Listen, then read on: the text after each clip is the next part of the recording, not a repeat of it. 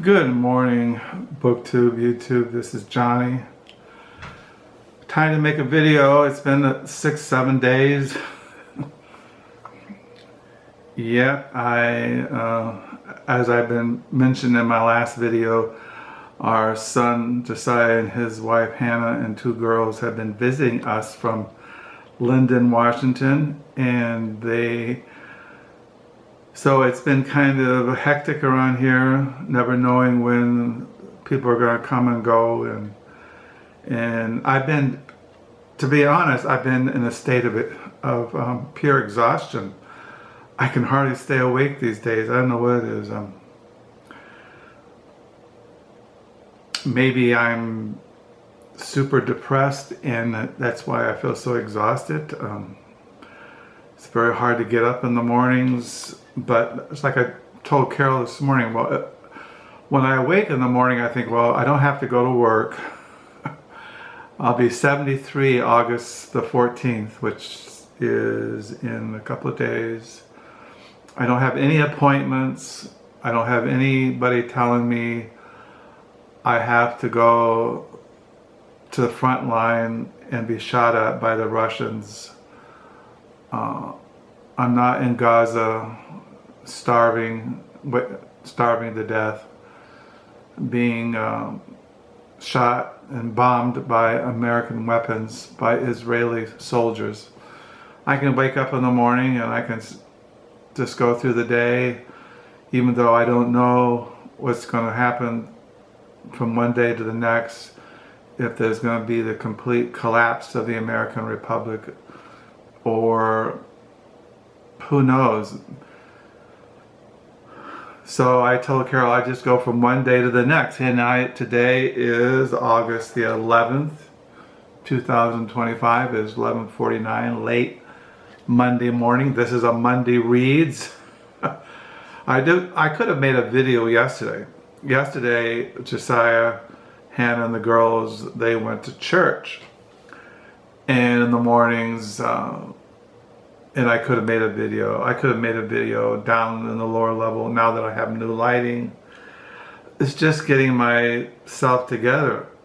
And so what I thought I'd do in this video is just tell you what I've been reading. Monday Reads. I'm on page 658 in my paper diary. Drinking coffee. And this morning I really haven't read anything. Now Carol and I, we did have a little time of prayer before she left. But in the mornings we've been reading through the New Testament. And we finished 1 Thessalonians the other day. And now we go into 2 Thessalonians, the New Testament. We're still in the prophecy of Jeremiah.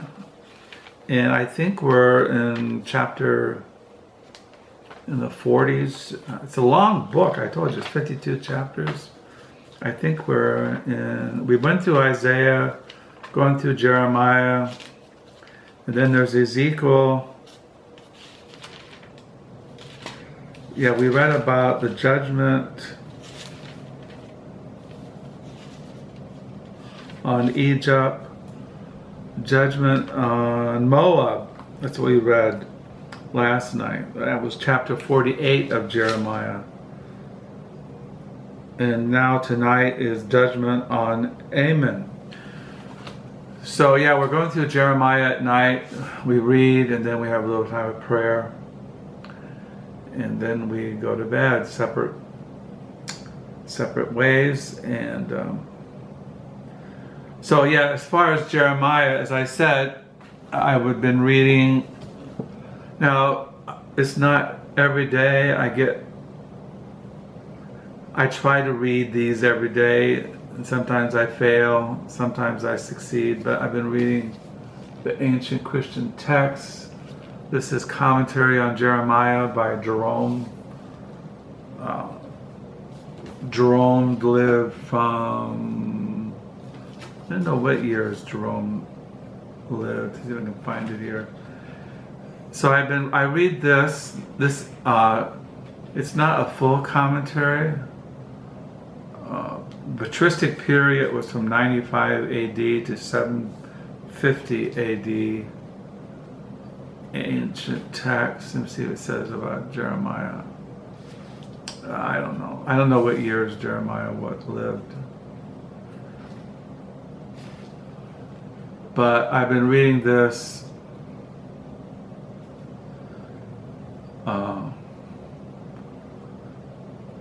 pretty steadily, I suppose. So I've been reading this, translated by Michael Graves, edited by Christopher A. Hall.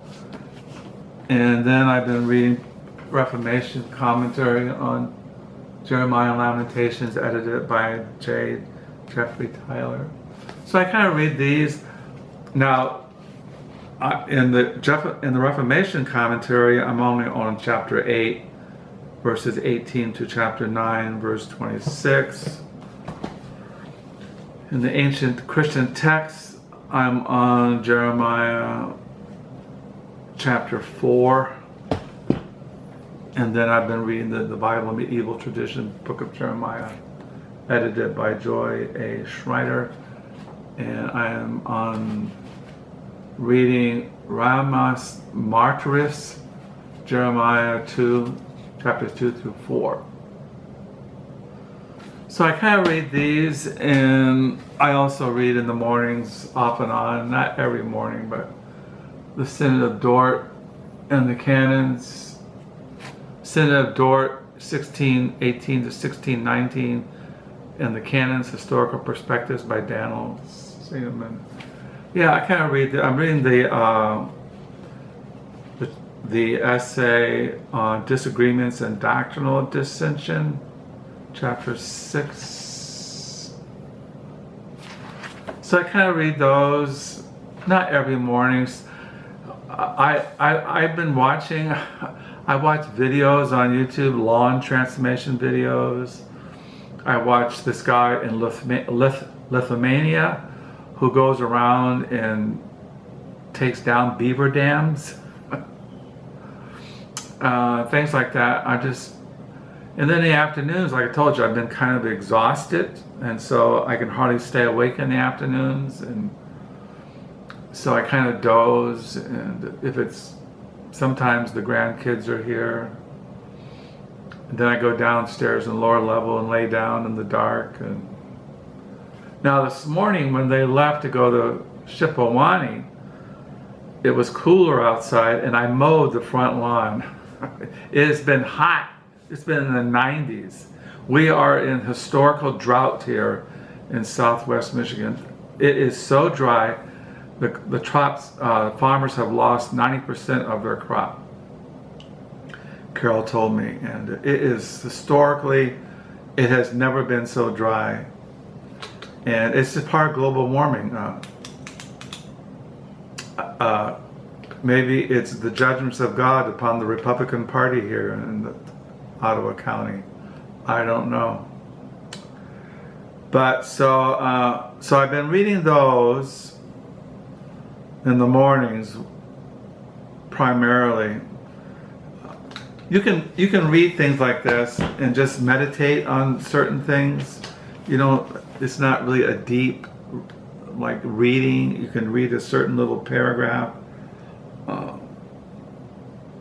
and just meditate upon it. And then before I know it, it's 12 o'clock noon, and then you go on to something else. As far as what I've been reading, nonfiction, literary fiction, I'm still reading Wild Thing, The Life of Paul Gauguin. I've read 127 pages of this. I started reading a novel. I came across this in Amazon, and it was an Europia. I collect Europia editions. And this writer was nominated for some literary prize, and I never heard of him. His name is Andrew Miller, and this is his novel, Pure. Costa 2011 Book of the Year, winner of the 2011 Costa Best Novel Award. he's primarily, Andrew Miller is his first novel, Ingenious Pain, won the James Tate Memorial Prize for fiction. He has since written 5 novels, including Casanova and Oxygen, which was finalist for the White Bread Award and the Booker Prize in 2011. He lives in Somerset, England. And it says here, Andrew Miller's new novel is vividly realized fiction, it's historical fiction, played out against the rich Panoply of Paris on the cusp of the French Revolution. Jean-Baptiste Barnet, an ambitious young engineer of modest origin, arrives in the capital in 1785, charged by the king's minister with emptying the overflowing cemetery of Los Innocents, an ancient site whose stench is poisoning the neighborhood's air and water.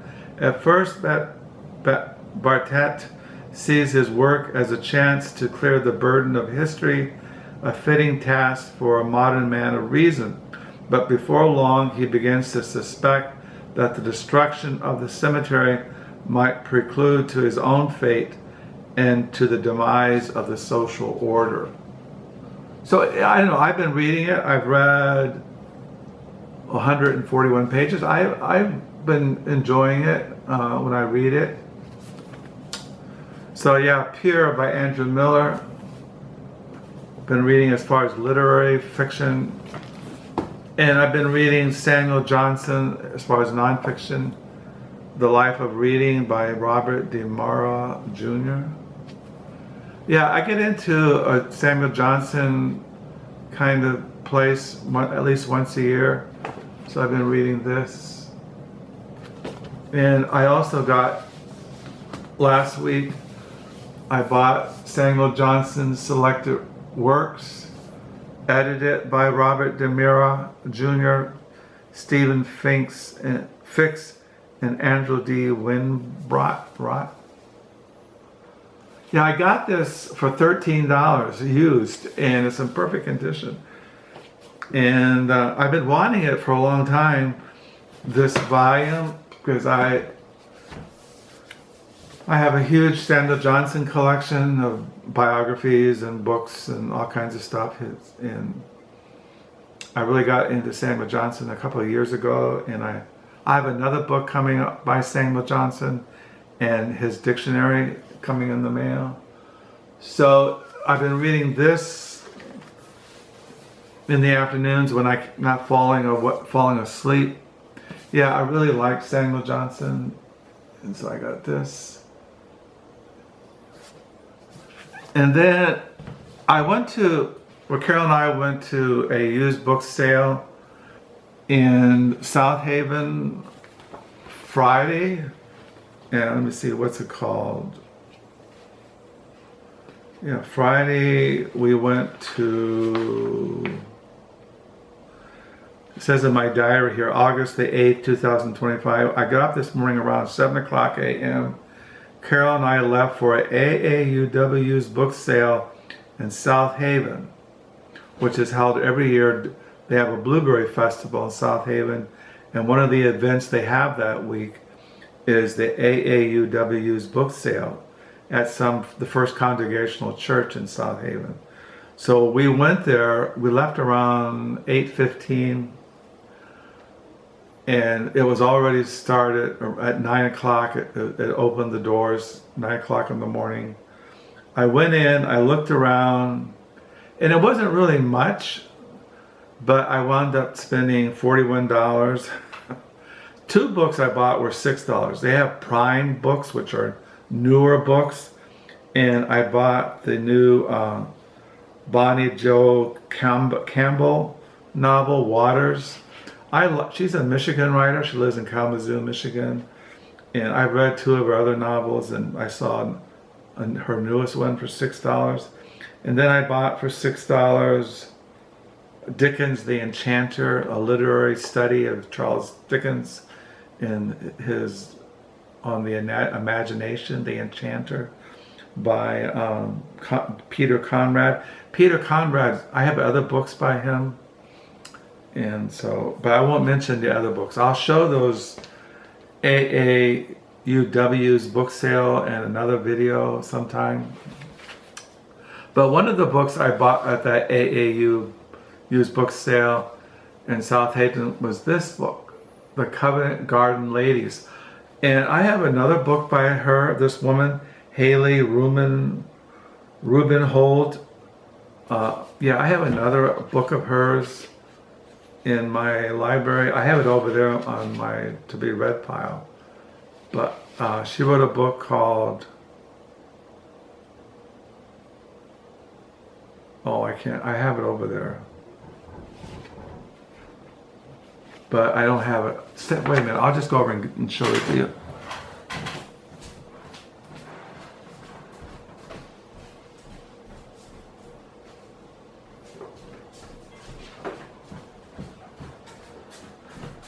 She wrote this book, The Lady in Red, 18th century tale of sex, scandal, and divorce. Yeah, she writes about 18th century London, British society. This is on harlots and prostitution, the Covent Garden Ladies. It's about the life of the harlots or prostitution, and a fascinating expose of the steamy side of 18th century life, quoted by Mail on Sunday, from the winner of the Braille Oxford Prize for Nonfiction. As you know, if you watch my channel over the years, I'm really into 18th century France and England.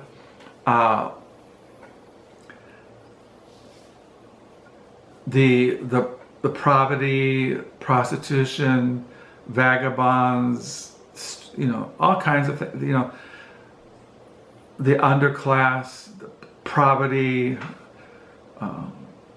things like that I'm kind of interested in. That's why I picked this up. And I like reading about 18th century Europe, not just about wars or revolutions or things like that, but so I picked that up. And so I've been reading this since I got it. I've read about 61 pages. It's very historical. It's not just about the life. She focuses on three major characters. One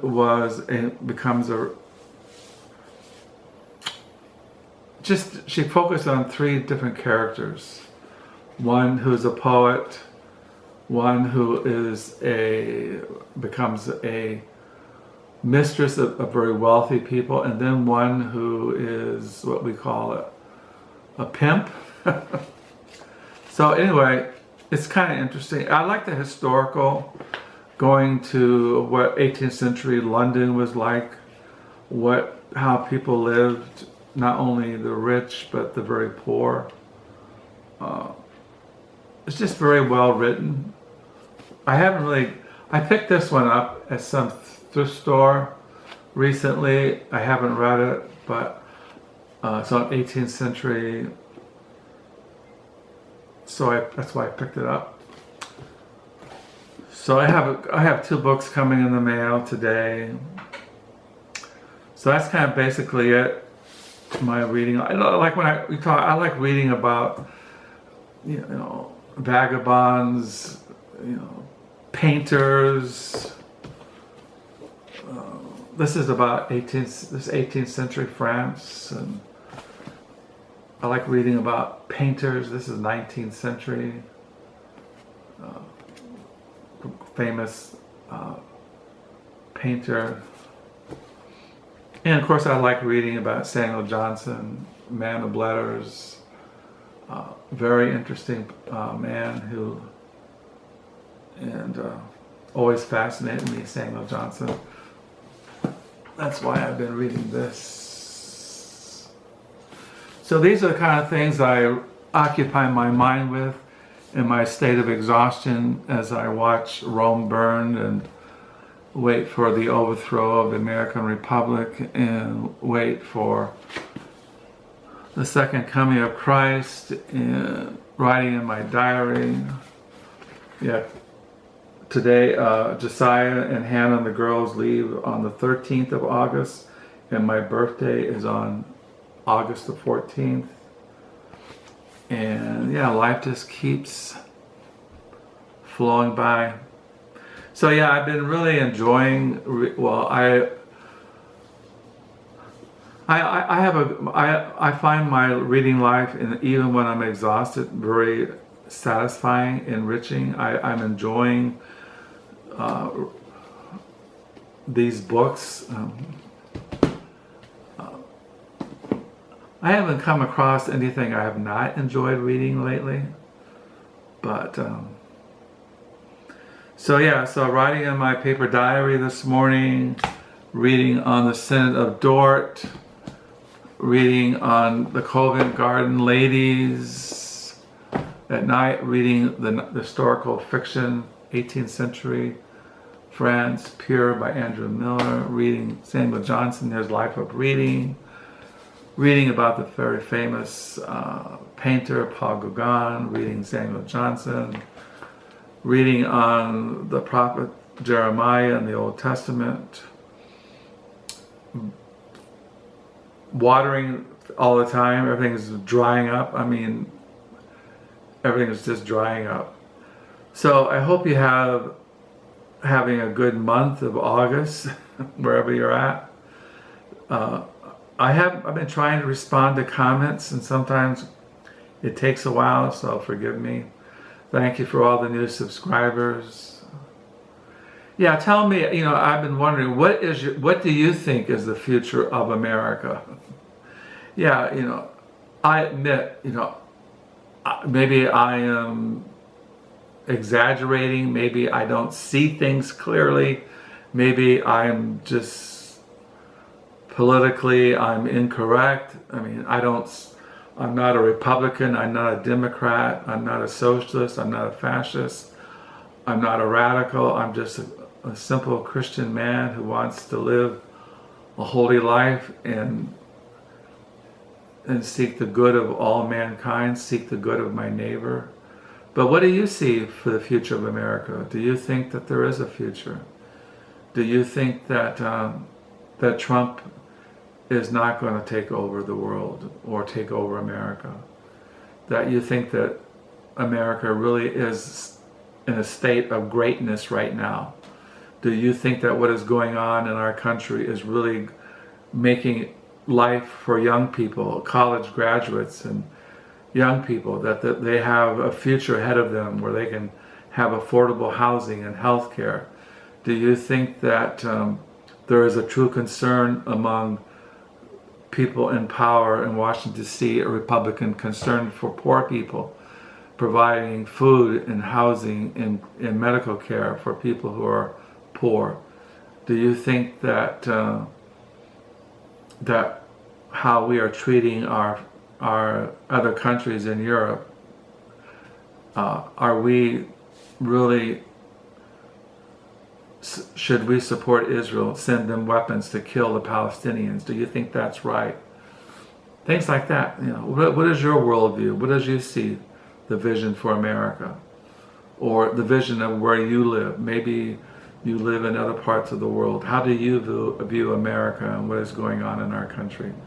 Do you think that we are headed for a golden age, an age of great industrial prosperity, or do you see people getting richer and richer and richer, a very small little elite group, and the vast majority of Americans just scratching by from paycheck to paycheck? What was your view? Do you think you live a good life? Do you think that you're prosperous? That if you have children, do you see them having a wonderful future? Things like that. So once again, I hope you're all doing well. Thank you for your comments. Thank you for subscribing. If you want to read about my life, I write every day in Crooked Fingers and Live Journal. Some of you guys follow me in Live Journal, Crooked Fingers. I'm always writing, no matter what state of exhaustion I'm in, what state of being I'm in, I'm always writing. So once again, I pray you're all doing well, and may the Lord bless. And until next time, bye.